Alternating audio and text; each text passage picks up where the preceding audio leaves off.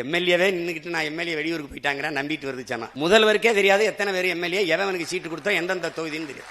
கோர சக்தி, தூர சக்தி, பார சக்தி, ஏற சக்தி, ஓர சக்தி, கடைசி இதை மறந்துட்டாப்ல. தூந்து போன சக்தி கண்டுபிடிச்சாப்ல. ஆனால் நீங்க திமுக வாக்குல தான் வென்றிருக்கிறீங்க. இப்ப நீங்க இந்த பதவி விலகுங்க, விலகிட்டு திமுகவை கடுமையா சாடுங்க, டிவிக்கு கூட்டணியில் வந்து நில்லுங்க, போட்டி விட்டு வெல்லுங்க, என்ன வேணாலும் பேசுங்க. என் வீட்டு சோத்தை தின்னுட்டு உடம்ப வளர்த்துக்கிட்டு என்னை எதிர்த்து பேசுறதெல்லாம் எவ்வளவு அநாகரியம். நீ திமுக காரன் ஓட்டுல வென்றுட்டு இதை நான் கவர்ச்சியால் வந்து விட்டேன் என்று சொல்கிறார்கள். கோவப்படுறாப்ல. அது தப்பு தானே. அவர் மண்டேலா மாதிரி 27 ஆண்டு சிறையில் இருந்து வந்திருக்காப்ல. சினிமா டு சிஎம் எளிதா டிரான்ஸ்பர் ஆயிட்டு இல்ல, அதனால உங்களுக்கு தெரியல, கோவம் வருது வேற. சிஎம் சார், 69 படத்துல ஒரு படம் நல்ல படம். இந்த சனா ஒரு படம் கூட நல்ல படம் தராதவன் நல்ல ஆட்சி தருவன் நம்புது பேர். நேரம் அந்த ஒரு மாதம் என்னுடைய கையில் ஆட்சி இருந்ததுன்னா ஒரு பய தூங்கி இருக்க முடியாது. என்னென்னவோ நடக்குது நாட்டில் இருப்பான். பொம்பளை பிள்ளைய வன்முறை செய்து 10 வயசு பிள்ளைய கொண்டு விட்டான்னா அவங்க அம்மா குடிச்சிருந்தாங்க. டேய் யாரா நீங்கெல்லாம்? அம்மா குடிச்சிருந்தா பிள்ளைய கடத்திட்டு போய் வன்முறை செய்து கொலை செய்யணும்னு சட்டம் இருக்காடா? டேய் அவளே குடிச்சிருந்தாலும் தொடக்கூடாதுடா, அவளே குடிச்சிருந்தாலும் தொடக்கூடாது. சரிடா, என் தாயை குடிக்கிற நிலையில் தள்ளியவனவன். அதான்டா கேள்விங்க. எந்த தவறையும் சரி செய்யறது என்ன? அப்படி அவர் செய்யலையா, இவர் செய்யலையா? இருக்குடா உங்களுக்கு, இருக்கு. எவ்வளவோ பார்த்துட்டோம், இதை பார்க்க மாட்டோமா? நான் என்ன கேட்கிறேன் இந்த காங்கிரஸ் பெருமக்கள்கிட்ட, நீங்க எல்லாம் சோத்துல உப்பு போட்டு சாப்பிடுறீங்களா?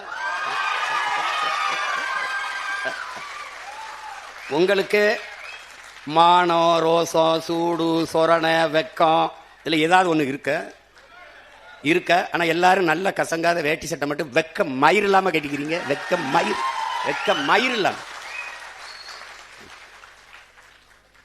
எதுக்கு? இப்பதான் திமுக காரனுக்கு அறிவு வருது. அவன் வேற எங்களுக்கு பகுத்தறிவு புகட்டினார், ஊட்டினார், காட்டினார். மங்கினீல அவனை அன்னைக்கே வேட்டியை காணான் சட்டை காணான் ஓட விடுறதை விட்டு அவனை கூட கூட்டி வச்சு இங்க பேரு 10 எம்பி வச்சிருக்கான். 10 நாடாளுமன்றம் திமுக போட்ட பிச்சையில வச்சிருக்காங்க. இப்ப உண்மையில மானத்தை ரிசைன் பண்ற, ரிசைன் விலகி இடைத்தேர்தலை சந்திச்சு டிவிக்கோட போய் இந்த டிவிக்கு போட போய் நின்று வாடா வா வென்று வாடா, நீ போடா. கூட்டணி பெரிய கூட்டணி இல்ல, ஆட்சி அதிகாரத்தில் இருக்க நீ அவனோட கூட்டணி வச்சு இடைத்தேர்தல் செஞ்சோன்னா 3 ஆண்டு இருக்கு. ரிசைன் பண்ண உடனே இந்த இடைத்தேர்தல் வச்சு நின்று வென்று வா நீ பாப்ப. திமுக தயவுல இந்த தேர்தலில் ஒரு மாநிலங்களவை உறுப்பினர் சீட்டு அவ யாருன்னே தெரியல, வேறு வாய்க்கு நிலை இல்லை. இந்த காங்கிரஸை ஏன் கொள்ளணும்? ஏன் இந்த இடத்துல எங்க மாமா திருநாவுக்கரசுக்கோ இல்ல ஐயா தங்கப்பால் மாதிரி மூத்ததில் இருக்கோ எங்க மாமா திருநாவுக்கரசுக்கு அந்த இடத்த கொடுக்க கூடாது? அந்த மாநிலங்களவை உறுப்பினரா பேரை இன்னைக்கு வரைக்கும் எனக்கு ஞாபகத்தில். காலையில கூட கேட்டேன் எங்க அண்ணன், அண்ணன் அது யாருன்னு. ஏதோ சொன்னாரு தஸ்கோவிஸ்கி மாதிரி ஏதோ ஒன்று சொன்னாப்ல. அவர் நாக்பூர்ல வேலை செய்யறாரு, நாகாலாந்துல நல்லா வேலை செய்யறாரு. ஏன் ஊருக்கு என்ன வேலை செய்வார்?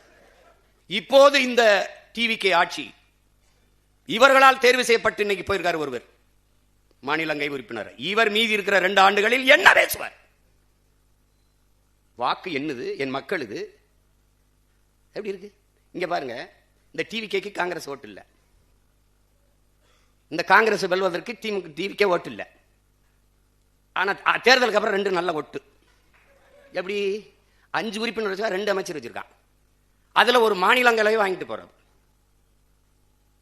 இந்த மாநிலங்களவை உறுப்பினர் திமுக வீட்டில் தட்டேந்து ஒரு சீட்டு, இந்த டிவிகே வீட்டில் தட்டேந்து, வீடு வீடுக்கு கையேந்தி பிச்சை எடுக்கிறது, இந்த வீடு கட்சி தட்டேந்து இந்த சீட்டு வாங்குறதுக்கு வித்தியாசம் என்ன இருக்கு உனக்கு? நீ எதுக்கு இது ஒரு கட்சின்னு வச்சுட்டு பேசிட்டு இருக்க? நீ எதுக்கு ஒரு கட்சின்னு வச்சு பேசிட்டு இருக்க? நீ இது ஒரு கட்சி. இப்பதான் தெரியும் திமுகவுக்கு. அப்பவே ஒருத்தன் சொன்னானையா, இப்ப கேட்கலையே. இப்போ போறவர்கள் பதவிக்காக போவார்கள், வேற எதுக்கு? மக்கள் உதவிக்காக போவார்கள். அவ்வளவு மகான்களா, பூரா மகாத்மாக்களா? விலகு. எங்க ஊர்ல ஒரு மகான் வென்றிருக்காப்ல, ஐயா ராஜீவ் காந்தியுடைய சொந்த சின்னத்தா மகன், அமைச்சர் ராகுல் காந்திக்கு very close relation, Manik Thakur அவர் பேரு. அவரு தம்பி உதயநிதி கிட்ட கேள்வி கேட்கிறாப்ல, தமிழக முதலமைச்சர் மேகதாது அணைக்காக மோடி அவர்கள் பிரதமர் மோடிக்கு கடிதம் எழுதியிருக்கிறார், நீங்கள் ஏன் சைலண்ட் மோடுக்கு போனீர்கள்? இப்ப இது உதயநிதி நாடு ஒண்ணு மட்டும் இல்ல, இது ஏன் நாடு, இது என் உரிமை.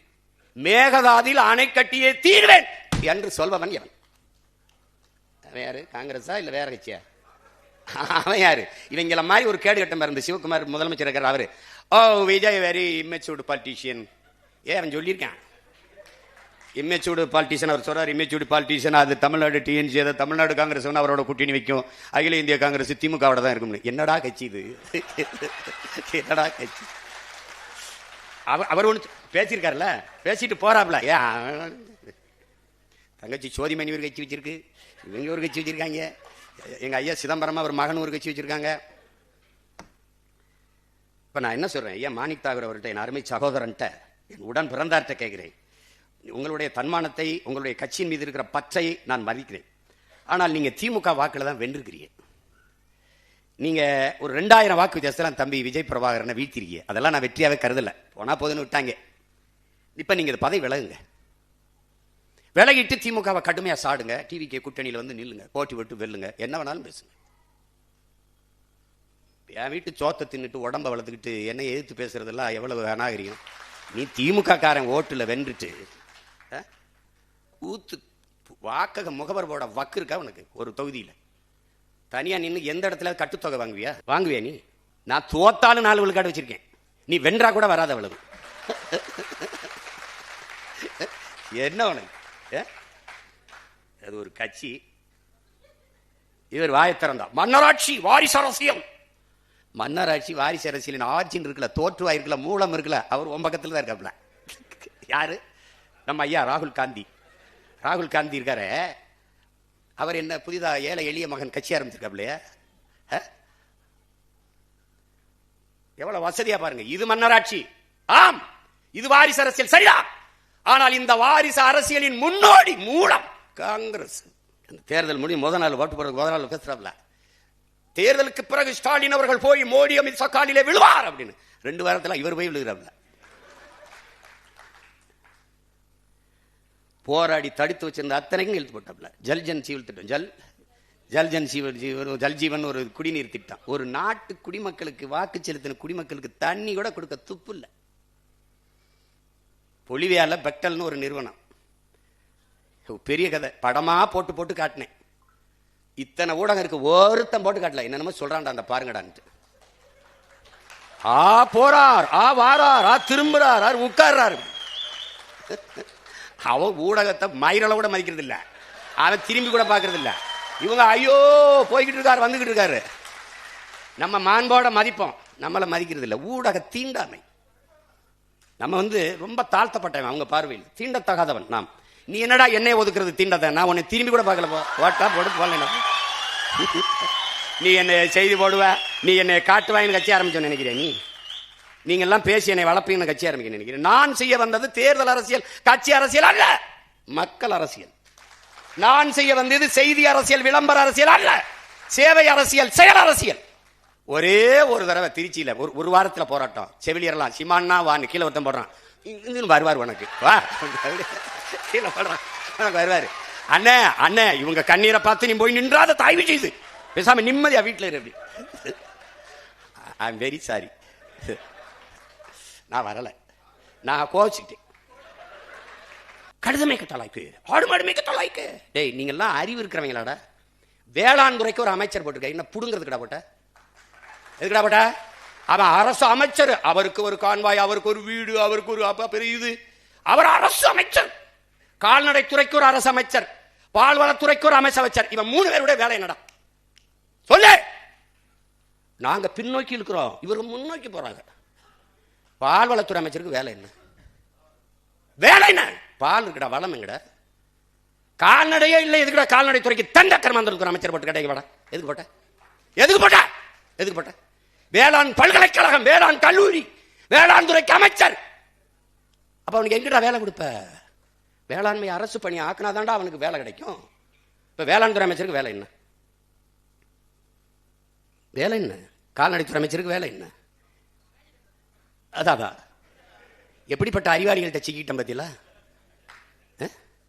அவன் என் தம்பி ஒருத்தர் இருக்கான் பார்த்திபன், அவன் போக்குவரத்து துறைக்கு அமைச்சராக போட்டிருக்காப்ல. அவன் அங்கே அந்த ஊர் மாவட்ட ரசிகர் மன்ற தலைவர்.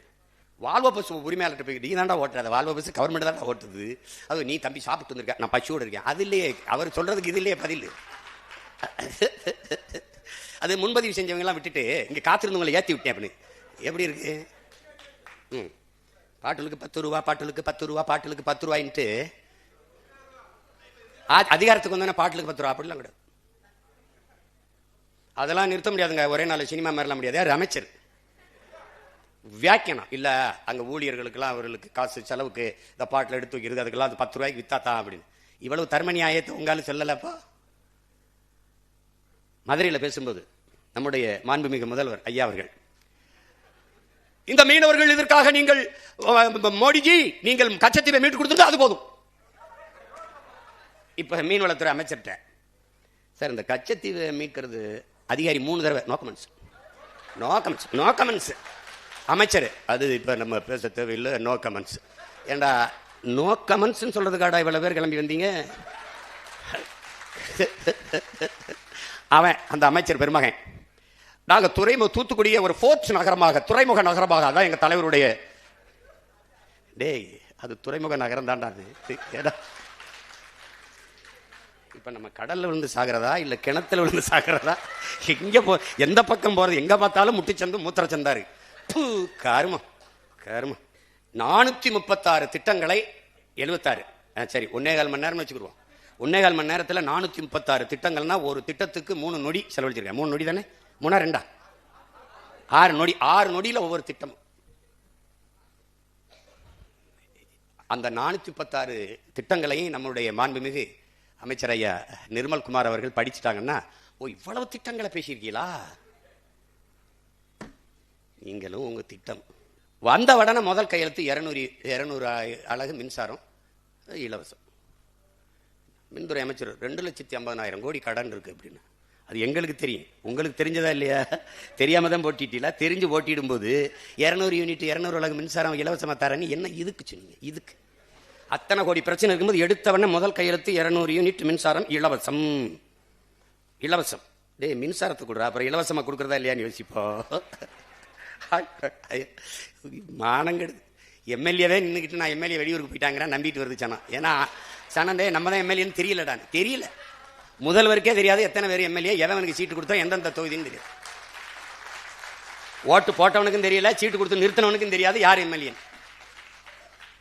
எங்க மொத்த பேரையும் அப்படி சொல்லு 108 பேரையும் 107 பேர். மக்கள் விரோத ஆட்சியை மக்கள் விரோதம். எது மக்கள் விரோதம்? ஒருத்தர் 2 தொகுதியில் நிக்கிறதாண்டா முதல் மக்கள் விரோதம். இன்னொரு ஜனநாயகத்தில் இன்னொரு கணக்கான வாய்ப்பு பறிக்கப்படுகிறது, முதல் விரோதம். இரண்டாவது, நீங்க 2 தொகுதியில் வென்று ஒரு தொகுதியை பதவி விலகிற போது வலுக்கட்டாயம் அங்கு ஒரு இடைத்தேர்தல் திணிக்கப்படுகிறது. அந்த தேர்தலுக்கு குறைஞ்சது 10 நாள் 15 நாள் விடுமுறை விடணும். அங்க இருக்கிற அதிகாரிகள் வேலை செய்யணும், அங்க இருக்கிற பள்ளி கல்லூரி விடுமுறை விடணும், எல்லா அதிகாரிகளும் வேலை செய்யணும். அதுக்கு குறைஞ்சது 20 கோடி செலவு பண்ணணும். நீங்க விலகிறதோட இல்லாம பல பேரை விலக சொல்லி வேற சேர்த்துட்டீங்க. ஏன்னா நீங்க தூய சக்தி இல்ல, நீங்க கோர சக்தி, தூர சக்தி, பார சக்தி, ஏற சக்தி, ஓர சக்தி. எங்க ஊர்ல வருவாங்க குடுகுடுப்புக்கு, நல்ல காலம் பிறகு மாதிரி அடிச்சுக்கிட்டு ஏதோ ஒன்று. அதுல கடைசி இதை மறந்துட்டாப்ல, தூந்து போன சக்தி கண்டுபிடிச்சாப்ல.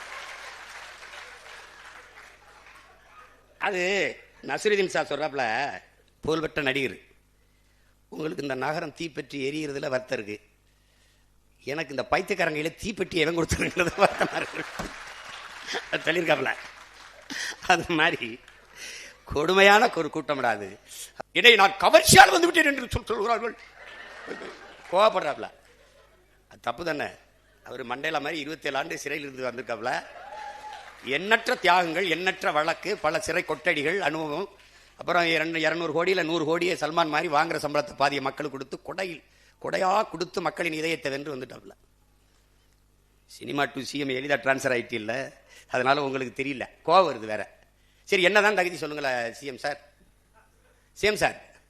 நீங்க உங்களை மக்கள் தேர்வு செஞ்சதுக்கு ஒரே ஒரு காரணம் சொல்லுங்க. ஒரே ஒரு காரணம் சொல்லு. நீ வேணா உங்க ஆளுகளை சொல்லு. ஒரே ஒரு காரணம் சொல்லு. சினிமாவில் நடிச்ச விட்டது 69 படத்துல ஒரு படம் நல்ல படம். இந்த சனா ஒரு படம் கூட நல்ல படம் தராதவன் நல்லாட்சி தருவன் நம்புது பேர். ரஜினிகாந்த் அவர்களுக்காவது என்ன ஒரு 50 படமாவது இருக்கு. அண்ணன் கமலஹாசனுக்கு 100 படமாவது நல்ல படம். எம்ஜிஆருக்குன்னா 200-300 பாட்டு இருக்கு. ஒழுக்கம் நிறைந்த, தாயை போற்றுவது, மனைவி பெண்களை மதிப்பது, பாடல் இருக்கு. மது குடிக்க மாட்டார், சிகரெட் குடிக்க மாட்டார். நீ தம் அடிக்கிற அழகை பார்த்து தனலட்சுமி இரும்பிச்சுன்னு